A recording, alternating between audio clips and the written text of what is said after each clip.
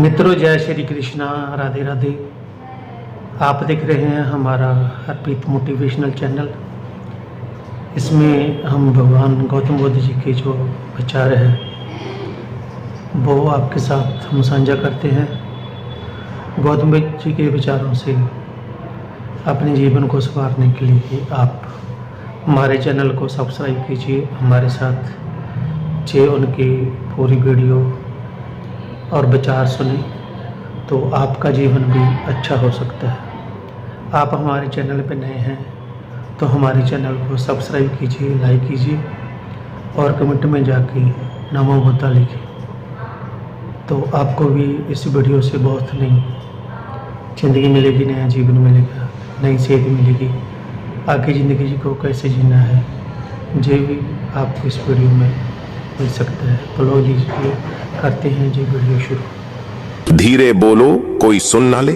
ये बात हम सबके कानों में पड़ी होगी और हमारे मुंह से भी निकली होगी, लेकिन सोचने की बात यह है कि ये वाक्य कब कब हमारे मुंह से निकलता है और कब कब हमारे कानों में पड़ता है, क्योंकि ऐसे कम ही गुप्त राज होते हैं जो हम दूसरों के कानों में पड़ने नहीं देना चाहते। अक्सर परिवार में अशांति का कारण हम स्वयं ही होते हैं। हम इस बात को देख पाए या भले ना देख पाए, पर ये असल सत्य है, क्योंकि जाने अनजाने मूर्खतावश हम खुद ही अपनी वो बातें दूसरों को बता देते हैं जो हमें कभी नहीं बतानी चाहिए, और वही बातें जो जाने अनजाने में हमने किसी दूसरे के सामने बता दी थी वही हमारे दुख का कारण बन जाता है, वही हमारे झगड़े का कारण बन जाता है, और फिर बाद में हमें पछतावा होता है कि मुझे ये बात किसी को बतानी नहीं चाहिए थी, मेरी ही गलती हुई कि मैंने जाने अनजाने में ये बात सभी को बता दी। इसीलिए आज की ये जो बौद्ध कहानी मैं आपको सुनाने वाला हूँ, उसे सुनने के बाद आपको 7 ऐसी बातें पता चलेगी जो आपको कभी किसी को नहीं बतानी। ये जो 7 बातें हैं जो आपको किसी को नहीं बतानी, क्यों नहीं बतानी, इसके पीछे का तर्क भी मैं आपको दूंगा। और इन 7 बातों के अलावा अगर आपको लगता है कि कोई बात ऐसी है जो मुझसे छूट गई या मैं नहीं बता पाया, तो कमेंट सेक्शन में जरूर बताना। इससे पहले कि आप इस बौद्ध कहानी में खो जाए, इस चैनल को सब्सक्राइब जरूर कर लें। तो चलिए कहानी शुरू करते हैं। एक समय की बात है, एक नगर में रामू नाम का एक युवक रहता था। वो युवक बहुत गरीब था, कुछ पैसा नहीं था उसके पास। 2 वक्त की दाल रोटी भी बड़ी मुश्किल से उसको नसीब होती थी। किसी काम की तलाश में दिन रात खोज करने पर भी उसे कोई काम नहीं मिल रहा था। फिर एक दिन उसने अपनी पत्नी के सामने अपनी सारी समस्या बता दी। उसने अपनी पत्नी को कहा कि मैं जिस जगह भी काम मांगने के लिए जाता हूँ तो हर कोई मुझे यह कहकर काम नहीं देता कि हमारे यहाँ काम की जरूरत नहीं है। मैं काम की तलाश कर करके थक चुका हूँ। मुझे समझ नहीं आता कि मैं तुम लोगों का पेट कैसे भरूंगा, अपने बच्चों को कैसे पालूंगा, और ये चिंता मुझे दिन रात खाए जा रही है। ये सुनकर उसकी पत्नी ने कुछ सोचकर कहा कि तुम एक आदमी के पास सिर्फ एक बार ही काम मांगने के लिए जाते हो, और जब वो काम नहीं देता तो तुम दोबारा उसके पास जाते तक नहीं हो। अगर तुम्हें उनसे काम लेना है तो तुम्हें हमदर्दी जतानी होगी, तुम्हें उनसे हमदर्दी हासिल करनी होगी, अपनी गरीबी दिखानी होगी, ताकि वो लोग तुम्हारी मजबूरी समझकर तुम्हें काम पर रख ले। इसलिए शर्म मत करो, उन्हें अपनी मजबूरी बताओ, अपनी गरीबी बताओ, और इसी उपाय से तुम काम पा सकते हो। ये बात रामू की मस्तिष्क में बैठ गई, और अगले दिन काम मांगने के लिए वो उसी सेठ के पास जा पहुंचा जहां पर वो पिछले दिन काम मांगने के लिए गया था। लेकिन इस बार उसने हाथ जोड़कर उस सेठ से प्रार्थना की, उससे विनती की कि वो बहुत गरीब है और उसे काम की बहुत आवश्यकता है। वो जो कुछ भी उसे देंगे वो उसमें संतुष्ट हो जाएगा, पर कृपया करके मुझे अपने यहाँ काम पर रख ले। उसकी ये हालत देखकर उस सेठ ने उसे अपने यहाँ काम पर रख लिया। वो रोज वहां पर काम पर जाने लगा। अंदर ही अंदर वो खुश तो था कि उसे काम तो मिला, लेकिन उसे वेतन दूसरे लोगों से कम मिलता था। वही काम जो दूसरे लोग कर रहे थे, उन्हें ज्यादा वेतन मिल रहा था और इसे कम वेतन मिल रहा था। जब इस बारे में उसने अपने सेठ से कहा तो सेठ ने कहा कि देखो भाई, तुम्हें काम की जरूरत थी, मैंने तुम्हें काम दिया, मेरा धन्यवाद करने की बजाय तुम मुझसे शिकायत कर रहे हो। ये कैसी बलवंत साहत है। ये सुनकर रामू वहीं पर चुप हो गया। बात कहीं ना कहीं सत्य थी, सच थी। सेठ ने तो उसे उसकी मजबूरी के हिसाब से ही काम दिया था और इसीलिए वो उसे अपने अनुसार ही वेतन देता था। लेकिन धीरे धीरे उसने ये बात अपने सगे संबंधियों और अपने दोस्तों को भी बताना शुरू कर दी कि उसका सेठ कैसा आदमी है और उसे कितना वेतन देता है। समय बीतता रहा और रामू पूरी लगन के साथ अपना काम करता रहा, लेकिन अब परिस्थितियां बदलने लगी थीं। सेठ अब रामू से दूसरे लोगों से ज्यादा काम लेता था और उनसे कम वेतन उसे देता था। ये बात रामू के मन को बहुत खलती थी। वो दूसरों से ज्यादा मेहनत कर रहा है और उनसे कम वेतन पा रहा है। इससे उसके आत्मसम्मान को बहुत गहरी चोट पहुंची। अब धीरे धीरे उसका मन अपने काम से हटने लगा। उसका मन काम में लगता ही नहीं था। जाहिर सी बात है कि ऐसी जगह किसका मन लगेगा जहां आदमी को अपने आत्मसम्मान के साथ समझौता करना पड़े। इसीलिए जल्द ही उसने अपना काम छोड़ दिया और वो घर पर आकर खाली बैठ गया। अब उसके पास घर का खर्चा चलाने के लिए भी पैसे नहीं बचे थे। इसीलिए उसने अपने सगे संबंधियों और अपने दोस्तों से सहायता मांगने शुरू की।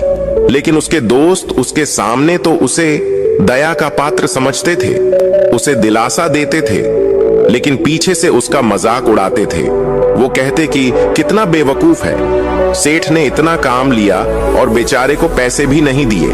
अरे हम इसको पैसे दे दे तो ये कल हमारा भी पैसा नहीं वापस कर पाएगा। इसकी ऐसी हालत है, काम तो इसके पास कुछ है नहीं, पैसा कहां से लाकर देगा। और इसी वजह से रामू की हालत दिन पे दिन खराब होती जा रही थी। अब वो दिन रात तनाव में रहने लगा था। वही दोस्त, वही सगी संबंधी जो उसके अपने होने का दिखावा करते थे, वो उसे दया का पात्र समझ रहे थे। उन्हें उसके ऊपर तरस आ रहा था। सब लोग आकर उसे ज्ञान तो बहुत देते थे, लेकिन कोई सहायता नहीं करता था। और अक्सर ऐसा ही होता है, ज्ञान देने वाले तो बहुत मिल जाते हैं, लेकिन मदद करने वाले, उंगली पकड़कर, हाथ पकड़कर आगे चलाने वाले कितने लोग मिलते हैं। फिर एक दिन उसे पता चला कि पड़ोस वाली गांव में एक बौद्ध भिक्षु आया हुआ है जो बहुत ही ज्ञानी है। रामू इतना तनाव में था कि उसे कोई रास्ता नजर ही नहीं आ रहा था। इसीलिए जाने अनजाने वो उस बौद्ध भिक्षु के पास पहुंच जाता है। वहां पहुंचकर वो सीधे उनके पैरों में गिरकर रोने लग जाता है। वो रोते रोते उन्हें अपनी सारी परिस्थिति बताता है। उसे बताता है कि किस तरह उसके सेठ ने उसका फायदा उठाया और उसके सगे संबंधी उसके साथ कैसा व्यवहार रखते हैं। सारी बातें सुनकर बौद्ध भिक्षु ने उसे चुप कराते हुए कहा कि भंते, ये सारी समस्याएं तुम्हारी बुद्धिहीनता, तुम्हारी मूर्खता के कारण उत्पन्न हुई है। अगर तुम्हारे अंदर विवेक होता तो इनमें से एक भी समस्या तुम्हारा चित्त को दुखी नहीं कर सकता था। लेकिन तुमने अपने अविवेक के कारण, अपनी मूर्खता के कारण खुद ही अपने रास्ते में कांटे बिछा दिए। परंतु आज मैं तुम्हें 7 ऐसी बातें बताने जा रहा हूं जो भूल कर भी किसी को मत बताना। और इन बातों का अनुसरण करते हुए तुम बाहर से मिलने वाले दुखों को तो दूर कर ही सकते हो जो बेवजह दुनिया की वजह से तुम्हारे अंदर पनपते हैं। पहली बात जो किसी को नहीं बतानी चाहिए वो है अपनी मजबूरी। अपनी मजबूरी का दिखावा करके दूसरों का दया पात्र बनाकर उनकी सहायता लेने की गलती कभी मत करना। हो सकता है कि आज वो तुम्हारी मजबूरी देखकर तुम्हारी सहायता कर दे, लेकिन कल वो तुम्हारा फायदा उठाने से भी नहीं चुकेगा। और अगर फायदा भी नहीं उठाया तो दूसरों के सामने तुम्हारा मजाक बनाने में वो आदमी कभी नहीं झुकेगा। इसीलिए कभी भी अपनी मजबूरी का दिखावा मत करो। अगर घर में 2 रोटी है, सूखी रोटी है, तो वहीं खाकर सो जाओ, लेकिन दूसरों को इसके बारे में भनक तक नहीं लगनी चाहिए। जरा आप खुद सोचो, मजबूरी बताने का क्या प्रयोजन होता है। एक इंसान का या तो वो दूसरों से सहानुभूति हासिल करना चाहता है या उनसे कोई आर्थिक मदद चाहता है।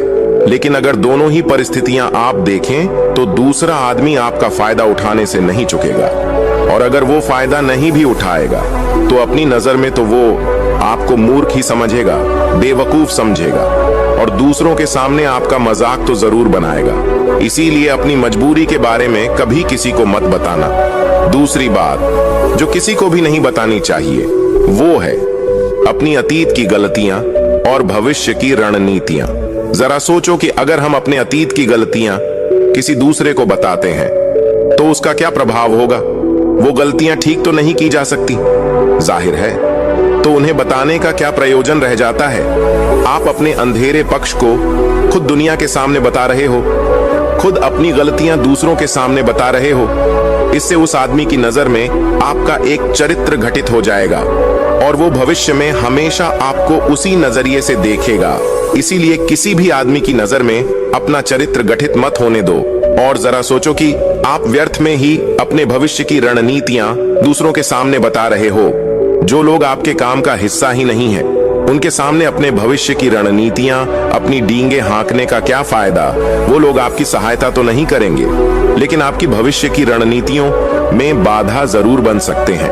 आप खुद अपनी विवेक का इस्तेमाल करिए और सोचिए कि आपके साथ भी ऐसा हुआ है कि आपने अपनी भविष्य की रणनीति किसी को बताई हो और वो कामयाब ही ना हुई हो। जरूर हुआ होगा, जरा गौर से सोचिए।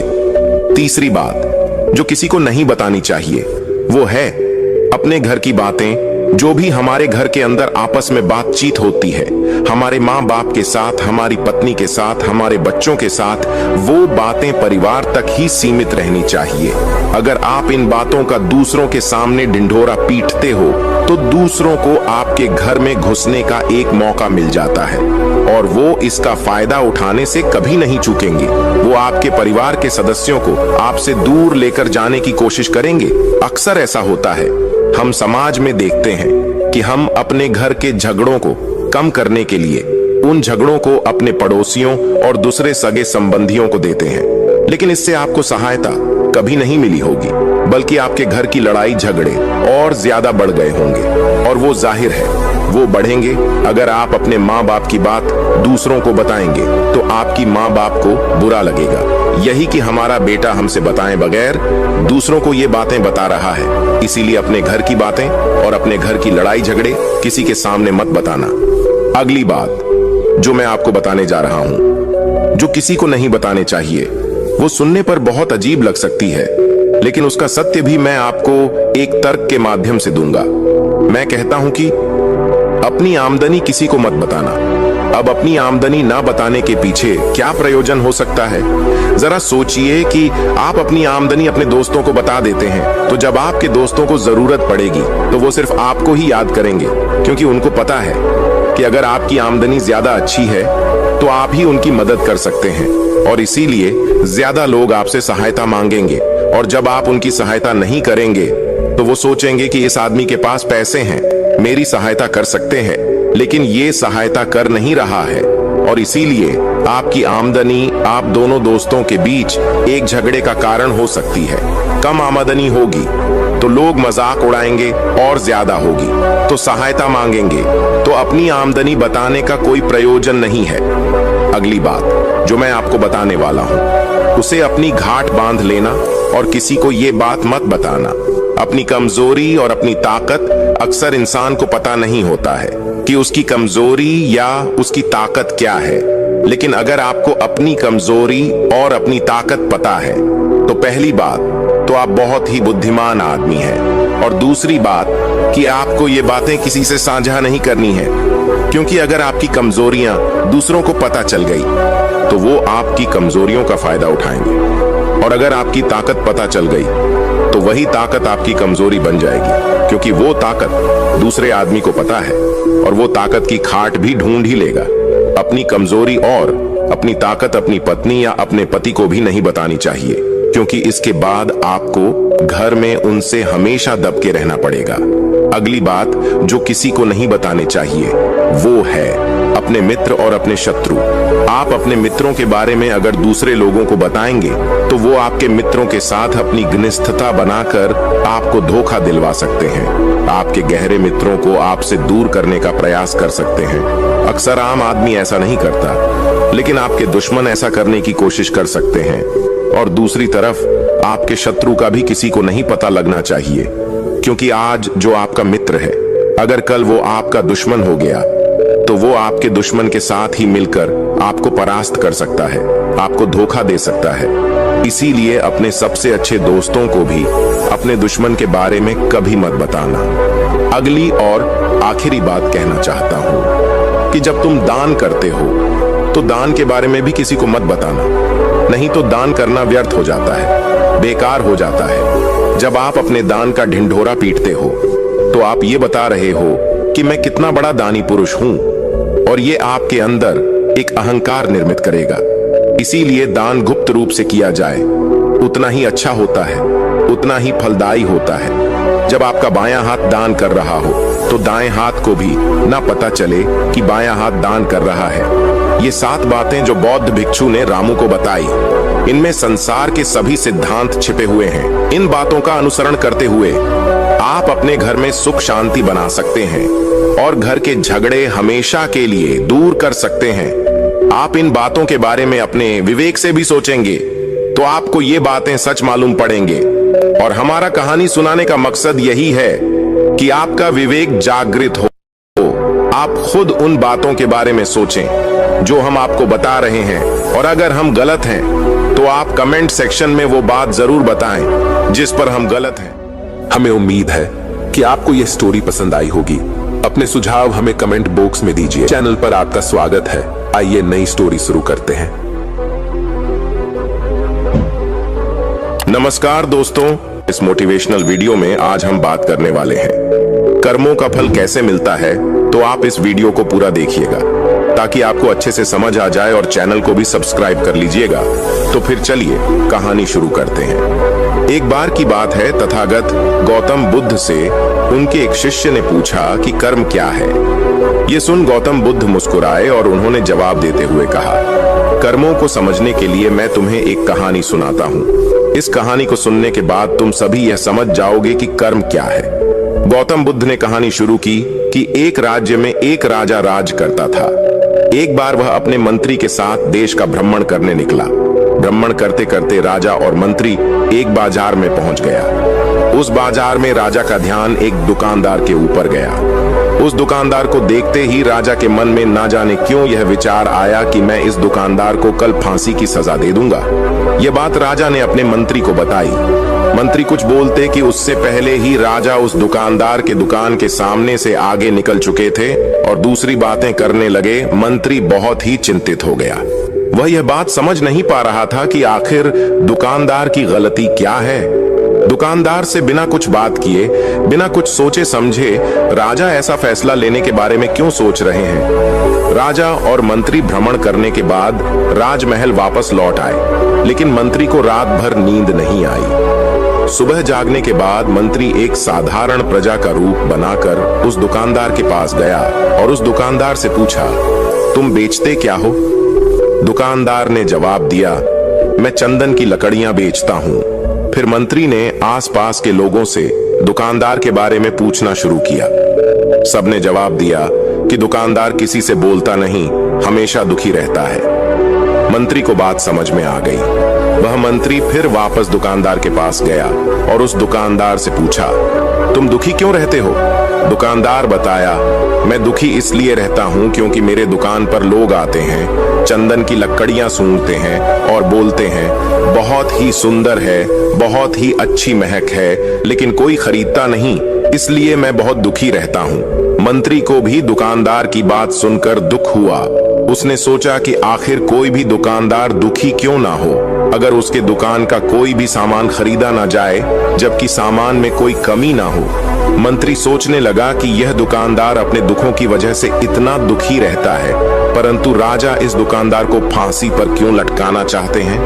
अर्थात राजा के मन में आए हुए विचार का उत्तर अभी तक मंत्री को नहीं मिला था। मंत्री ने फिर दुकानदार से पूछा, भाई तब तुम क्या करोगे अगर तुम्हारे दुकान की सारी चंदन की लकड़ियां ऐसे ही रखी रह जाएंगी तो।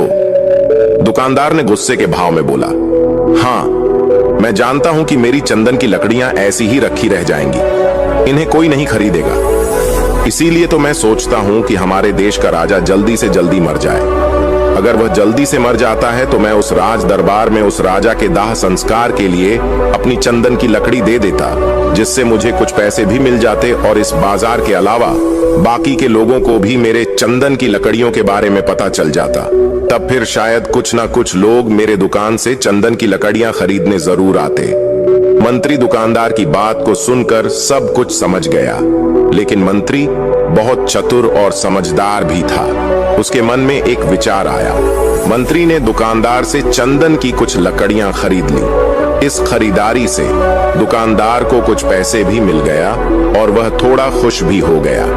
मंत्री चंदन की लकड़ियों को लेकर वापस राज दरबार चला गया।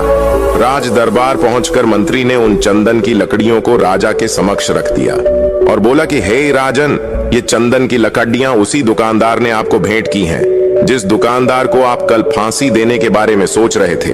राजा ने उन चंदन की लकड़ियों को सूंघा और उन्हें उन चंदन की लकड़ियों की सुगंध बहुत पसंद आई। उन्होंने कहा, ये चंदन की लकड़ियां बहुत ही ज्यादा खुशबूदार हैं। दुकानदार के इस अनोखे भेंट से राजा बहुत खुश हुए और मंत्री को कुछ स्वर्ण मुद्राएं देकर बोला, जाओ उस दुकानदार को ये स्वर्ण मुद्राएं इनाम में दे देना और बोलना कि आज के बाद महल में जब कभी भी चंदन की लकड़ी की जरूरत पड़ेगी तब तुम्हारी दुकान से ही चंदन की लकड़ी ली जाएगी।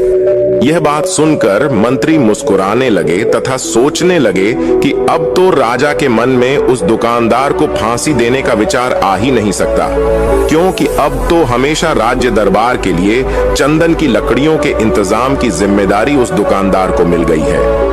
मंत्री स्वर्ण मुद्राओं को लेकर वापस दुकानदार की तरफ चल पड़ा।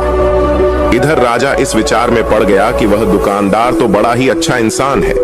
जिस वक्त मैं उसके बारे में यह सोच रहा था कि मैं इसको कल फांसी देता हूं, शायद उसके मन में ही उस समय यही विचार चल रहा था कि राजन पहली बार मेरे दुकान के सामने आए हैं, क्यों ना मैं उनको अपनी सुंदर और खुशबूदार लकड़ियों को भेंट करूं। और आज उसने मुझे भेंट भी किया। बेवजह ही मैं उसको फांसी देने के बारे में सोच रहा था। इधर मंत्री दुकानदार के पास पहुंच गया। मंत्री ने राजा के द्वारा दिए गए स्वर्ण मुद्राओं को दुकानदार को देते हुए कहा कि जिन चंदन की लकड़ियों को कल मैं खरीद कर ले गया था, उन चंदन की लकड़ियों को राजा ने बहुत पसंद किया और इनाम के तौर पर तुम्हारे लिए यशवंत मुद्राएं भिजवाई हैं। यशवंत मुद्राएं लेकर दुकानदार बहुत खुश हुआ। साथ ही साथ मंत्री ने उस दुकानदार को यह भी बताया कि अब आज के बाद राज दरबार में जब कभी भी चंदन की लकड़ियों की जरूरत पड़ेगी तो सारी चंदन की लकड़ियां तुम्हारी दुकान से ली जाएंगी। दुकानदार मंत्री की बात सुनकर बहुत ही खुश हो गया। मंत्री ने दुकानदार से पूछा, क्यों भाई, तुम तो राजा के बारे में इतना बुरा भला सोचते थे, लेकिन देखो राजा तुम्हारी कितनी चिंता करते हैं, राजा कितनी अच्छे हैं, राजा अपनी प्रजा के बारे में कभी भी गलत नहीं सोचते। दुकानदार मंत्री की बात से सहमत हो गया और बहुत दुखी होकर राजा के प्रति अपने बुरे विचार पर पश्चाताप करने लगा। दुकानदार ने मंत्री से बोला कि मैं कितना गलत सोचता था राजा के बारे में। राजा तो बड़े ही अच्छे हैं, बड़े ही भोले राजा हैं।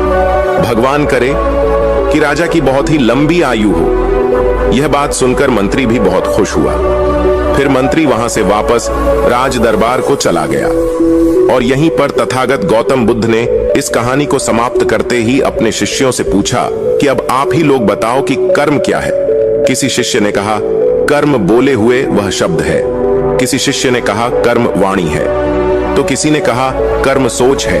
तो किसी ने कहा, कर्म भावना है, वगैरह वगैरह। अपने सारे शिष्यों के जवाब सुनने के बाद महात्मा गौतम बुद्ध ने कहा कि इंसान के विचार ही उसके कर्म हैं। हमारे विचार जैसे रहेंगे हम वैसे ही कर्म करेंगे और उन्हीं विचारों के द्वारा किए हुए कर्म में हमारे सुख और दुख के लिए उत्तरदायी होते हैं। अर्थात अगर हमारे विचार ही गलत है तो हमारे द्वारा किए हुए कर्म भी गलत ही होंगे और उनका परिणाम भी गलत ही निकलेगा, जिसके परिणाम स्वरूप हम दुखी रहेंगे।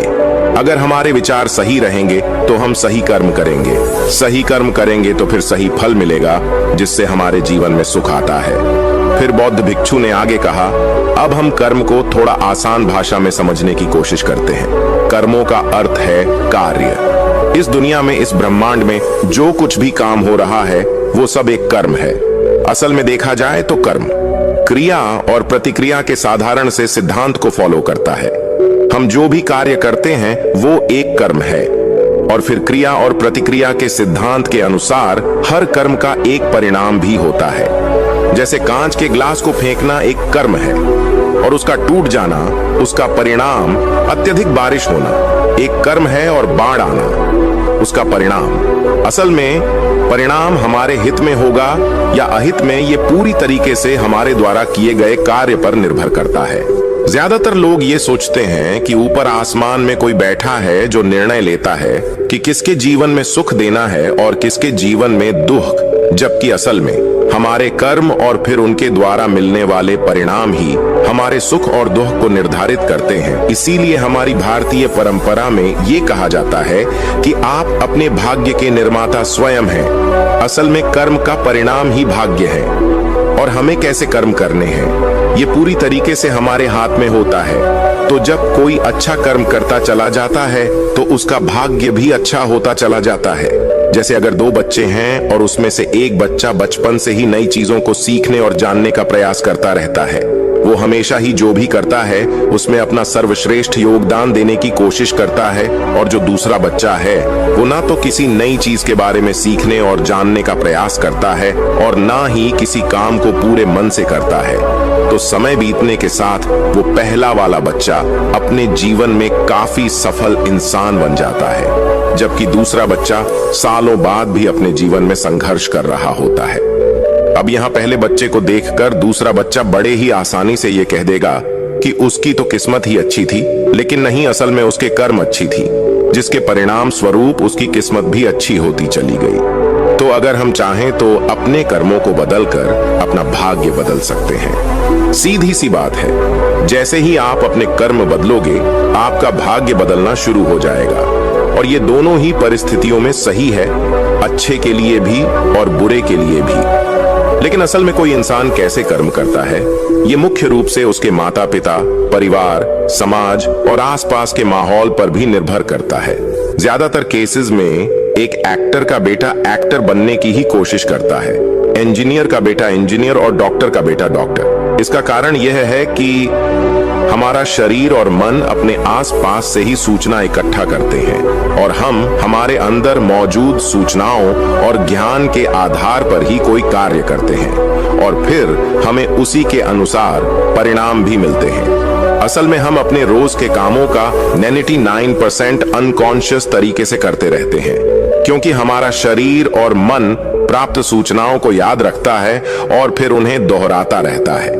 जैसे जब हम कार चलाना सीख रहे थे तब हम एकदम पूरी कॉन्शियसनेस के साथ हर चीज पर ध्यान रख रहे थे कि स्टीयरिंग कहाँ है, ब्रेक कहाँ है। लेकिन कुछ समय बाद हम बात करते हुए या कुछ भी सोचते हुए बड़ी आसानी से कार चला पाते हैं, क्योंकि अब हमारे अंदर कार चलाने की प्रोग्रामिंग हो चुकी है और हम लगभग अपने सारे काम इसी तरीके से करते हैं। बिना किसी जागरूकता के बस वह काम होते चले जाते हैं, क्योंकि हमारे काम बिना किसी जागरूकता के हो रहे हैं। इसलिए हमें लगता है कि हमें कोई चला रहा है, कोई अदृश्य शक्ति है, जबकि असल में हमारे कर्म ही अब हमारी आदत बन चुके हैं।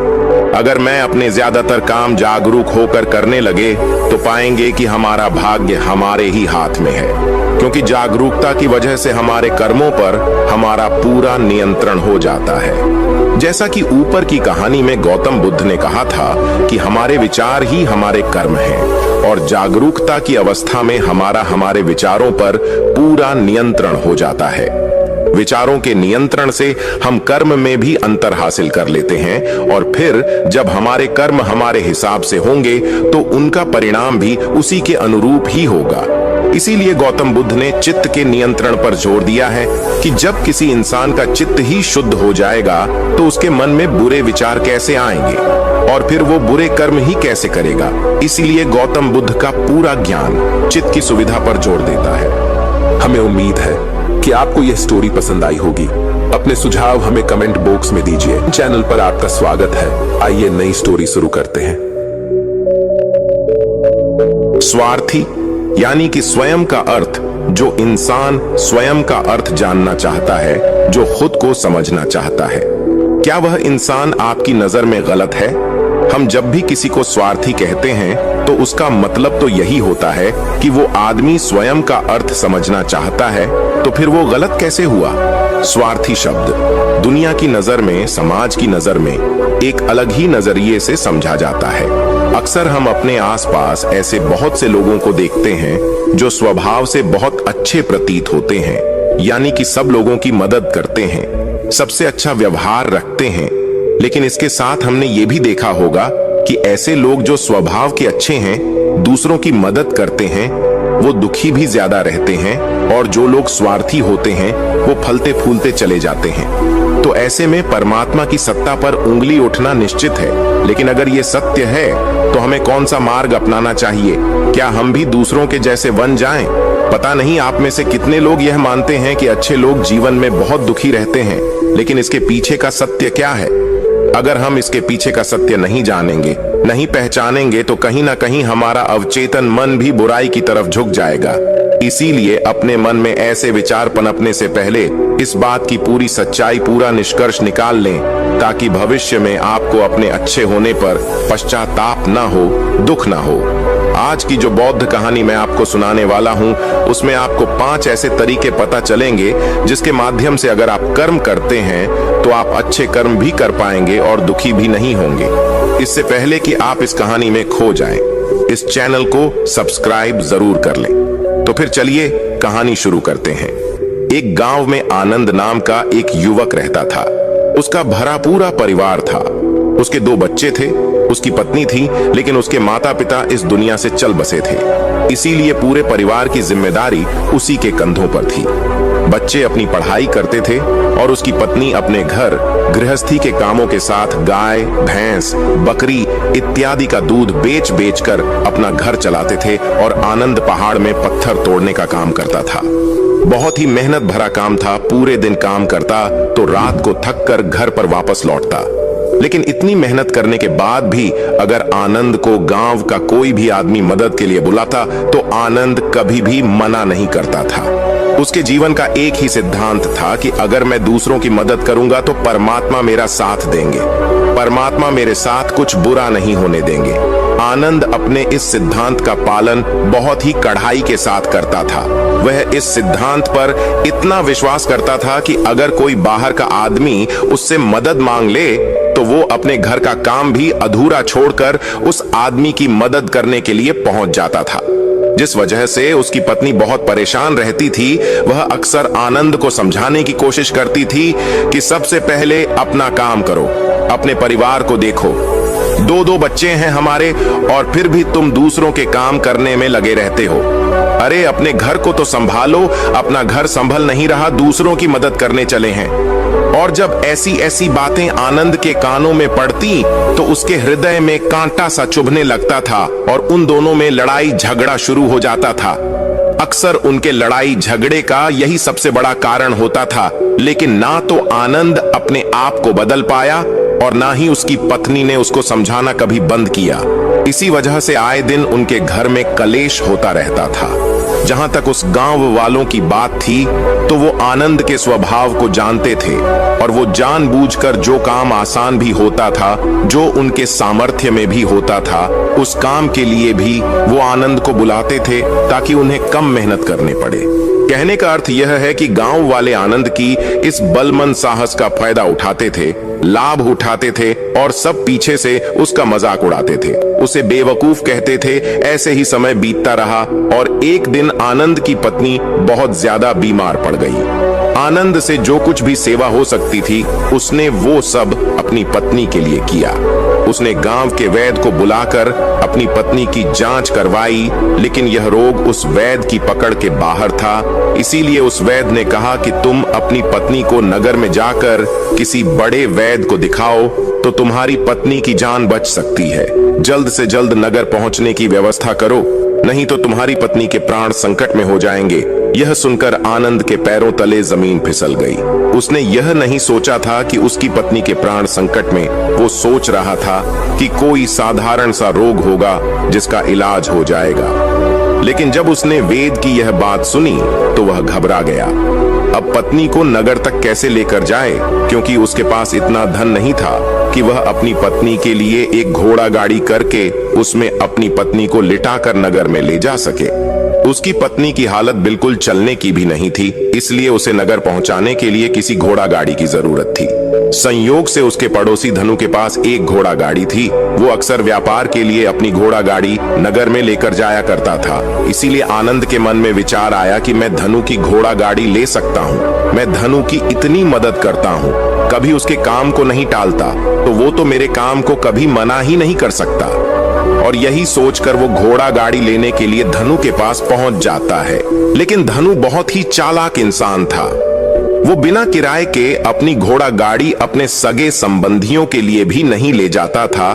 तो आनंद की तो दूर की बात रहे, जब आनंद ने उसे घोड़ा गाड़ी के बारे में पूछा तो उसने यह कहकर उसका यह काम टाल दिया कि मेरे घोड़े बहुत ज्यादा बीमार हैं, वह शायद बच भी मुश्किल से पाएंगे। 5 दिनों से वो कुछ नहीं खा रहे, तो ऐसे में बेचारा घोड़ा गाड़ी लेकर कहां नगर तक पहुंच पाएगा। हाँ, अगर तुम कुछ धन की व्यवस्था कर सकते हो तो मैं अपने एक मित्र की घोड़ा गाड़ी तुम्हारे लिए मंगवा सकता हूं। यह सुनकर आनंद परेशान और चिंतित हो गया, क्योंकि उसके पास धन तो था ही नहीं। इसका मतलब उसकी पत्नी बड़े नगर में वैद्य के पास इलाज के लिए पहुंच ही नहीं पाएगी। उलझन भरे हुए विचार लिए हुए जब आनंद वापस आ रहा था तो उसने एक दिल को झंझोड़ देने वाला दृश्य देखा। उसने देखा कि धनु के घोड़े, जो धनु के अनुसार बीमार थे और कुछ खा भी नहीं रहे थे, वही घोड़े गांव का ही एक युवक उसकी बांट से खोलकर बाहर ला रहा था और गाड़ी में उसको जोत रहा था। यह देखकर पहले तो आनंद को कुछ समझ में नहीं आया। उसके बाद जब आनंद ने उसी युवक से पूछा तो उसने बताया कि धनु ने यह घोड़ा गाड़ी उसे किराए पर दी है। यह सुनकर आनंद का दिल टूट गया। उसने कभी सपने में भी नहीं सोचा था कि उसका सबसे अच्छा मित्र धनु उसके साथ ऐसा कर सकता है। हालांकि यह इस बात पर दुखी होने का वक्त नहीं था, इसीलिए आनंद वहां से जल्दी से लौट जाता है और गांव के ही एक सेठ के पास जाकर कुछ धन उधार लेकर धनु को दे देता है। धनु अपने मित्र की घोड़ा गाड़ी मंगवा देते हैं, जिसके बाद वह अपनी पत्नी को वैद्य के पास नगर में ले जाता है। जब उसकी पत्नी का इलाज चल रहा था तो आनंद यही सोच रहा था कि एक वह दिन था जब धनु की बेटी बीमार हो गई थी और धनु यहाँ पर नहीं था, तो मैं पूरी रात वैद्य जी के पास उसके लिए बैठा रहा था, उसकी देख रेख की थी, उसकी सेवा की थी। इतने दिनों तक धनु नहीं आया था, तब मैं ही उसके परिवार की देख रेख किया करता था। हाय, कैसा दुर्भाग्य है ये, जिसके लिए मैंने इतना कुछ किया, उसने एक घोड़ा गाड़ी देने से मुझे मना कर दिया, और वह भी तब जब मेरी पत्नी जिंदगी और मौत के साथ खेल रही थी। कुछ देर बाद वैद्य बाहर आकर आनंद को एक बहुत बुरी खबर देता है। वो आनंद को बताता है कि उसकी पत्नी को कर्क रोग हो चुका है और इसका कोई भी इलाज नहीं है। उसके पास कुछ समय ही शेष बचा है। यह सुनकर आनंद दुखी होकर वहीं जमीन पर बैठ गया। उसकी पूरी दुनिया उजड़ने वाली थी और उसे कोई रास्ता नजर नहीं आ रहा था। कुछ समय बाद उसकी पत्नी चल बसी और अब दोनों बच्चों की जिम्मेदारी उसके कंधों पर आ गई थी। लेकिन यहाँ पर आनंद के सारे सिद्धांत टूट चुके थे, उसके सारे भ्रम खत्म हो चुके थे। अब उसके दिमाग में एक ही बात थी कि अच्छा कर्म करने से परमात्मा साथ नहीं देता, बल्कि बुरे लोग फलते फूलते हैं, और इस बात का मैं सबसे बड़ा गवाह हूँ। ये विचार अक्सर उसके दिमाग में चलते रहते थे और इसी वजह से उसका मन धीरे धीरे संन्यस्त हो गया, देश दुनिया से दूर हट गया। और एक दिन ऐसा भी आया जब वह अपने बच्चों को अपने रिश्तेदारों के पास छोड़कर इस देश दुनिया को त्याग कर एक सन्यासी बनने के लिए घर से निकल पड़ा। उसने गांव में किसी को कुछ नहीं बताया।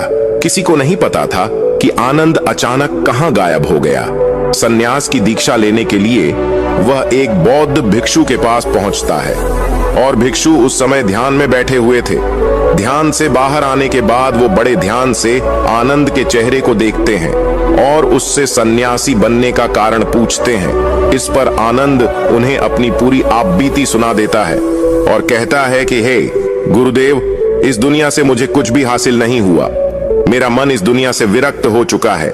जब अपने दोस्तों ने ही मेरा साथ नहीं दिया तो इस दुनिया में रहने का क्या मतलब, और इसी वजह से मैं सन्यासी बनना चाहता हूँ। ये सुनने के बाद बौद्ध भिक्षु ने उपदेश देना शुरू किया। उन्होंने कहा कि याद रखना, बनते जीवन से विरक्त होकर सन्यासी बनना तुम्हें परम सुख तक कभी नहीं पहुंचा सकता, परमानंद तक कभी नहीं पहुंचा सकता। तुम दुनिया से अपने मन पर एक बोझ लेकर भी रखे हुए हो। तुम दुनिया से परमात्मा की खोज करने के लिए विरक्त नहीं हुए हो। इस भ्रम में कभी मत रहना। तुम संसार से विरक्त हुए हो क्योंकि संसार ने तुम्हें धोखा दिया, ऐसा तुम्हें लगता है। इसीलिए तुम परमात्मा पर कभी विश्वास नहीं कर पाओगे और ना ही उन पर अपनी पूर्ण आस्था बना पाओगे। इसीलिए सन्यासी होने का भी तुम पूरा लाभ कभी नहीं उठा पाओगे। सन्यासी होने का लाभ तब मिलता है जब हमारे प्रभु में, परमेश्वर में, परमात्मा में पूर्ण आस्था बन जाती है। मैं तुमसे पूछता हूं, क्या तुम्हारी आस्था परमात्मा में है? यह सुनकर आनंद कहता है कि हे गुरुदेव, मैं तो दुनिया देख कर आया हूं कि जो बुरे कर्म करता है वह फलता फूलता है और जो अच्छा काम करता है उसे प्रभु कुछ भी नहीं देता। परमात्मा उसे दुख ही दुख देता है। इसीलिए मैं परमात्मा पर अपनी पूर्ण आस्था कैसे बना सकता हूं? यह सुनकर उस बौद्ध भिक्षु ने कहा कि यही तो मैं तुम्हें समझाना चाहता हूं कि तुम पूरी ऊर्जा अपनी सन्यासी जीवन में लगाओ और उसके बाद भी तुम्हें फल प्राप्त न हो तो तुम्हें कैसा लगेगा। इसीलिए किसी की भी मदद करने के ये मैं 5 सिद्धांत तुम्हें बताता हूँ। ये 5 सिद्धांत समझकर संसार में वापस लौट जाओ और संसार में एक ग्रस्त जीवन जियो। उसके बाद ही सन्यासी जीवन का उदय होता है, जब हम अपने ग्रस्त जीवन को पूर्ण रूप से समझ लेते हैं और अपनी जिम्मेदारियों का निर्वाह कर देते हैं। फिर ये सब कहने के बाद बौद्ध भिक्षु ने आगे कहा, जब तुम किसी की सहायता करते हो, किसी की मदद करते हो, तो उसमें सबसे पहली बात, सबसे पहला सिद्धांत जो ध्यान में रखने का होता है वो होता है कि किसी की मदद करते वक्त, किसी की सहायता करते वक्त कभी भी उससे उम्मीद मत रखना। ये मत सोचना कि आज मैंने इसकी सहायता कर दी, मदद कर दी, तो कल बदले में यह भी मेरी सहायता करेगा, मेरी मदद करेगा। अगर तुम ऐसा सोचोगे तो तुम्हें जीवन में दुखों का सामना करना ही पड़ेगा, क्योंकि एक नहीं तो दूसरा या दूसरा नहीं तो तीसरा कोई ना कोई तुम्हारी उम्मीद जरूर तोड़ेगा। और वास्तविकता में वह मदद या वह सहायता नहीं होती है, वो हमारे लालच का ही एक रूप होता है। हम उसकी सहायता या मदद निर्भाव तरीके से नहीं कर रहे हैं। हमारे मन में लालच का भाव है, हमारे मन में बदले का भाव है। हम ये सोचकर मदद करते हैं कि इसकी मदद कर देता हूं तो कल ये मेरे भी मदद करेगा, और यही लालच हमें अक्सर उन लोगों की मदद करने पर विवश करता है जो किसी न किसी रूप में धनवान होते हैं, क्योंकि हमें लगता है कि कल यह आदमी धन के द्वारा मेरी मदद कर सकता है। और इसीलिए जिस इंसान को वास्तविकता में मदद की आवश्यकता है, हो सकता है वो गरीब हो, लेकिन हमारा मन अपने लालच के वशीभूत होकर उसकी मदद कभी नहीं करेगा। इसीलिए किसी की मदद और किसी की सहायता करने के अपने विचार को विस्तार दो। केवल एक प्रकार के वर्ग के लिए अपनी सहायता या अपनी मदद पेश मत करना, वो सबके लिए समान होनी चाहिए। जरा सोचो, एक तरफ तुम्हारा मित्र हो जिसके पास धन है, संपदा है, और दूसरी तरफ कोई गरीब औरत हो जो भूखी बैठी हुई है।